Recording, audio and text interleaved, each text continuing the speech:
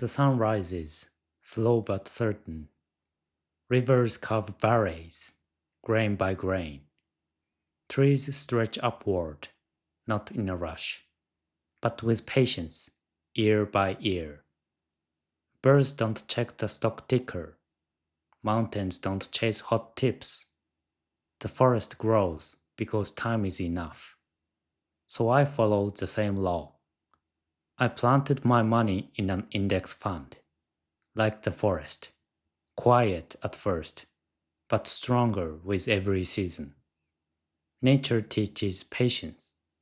Patience builds wealth.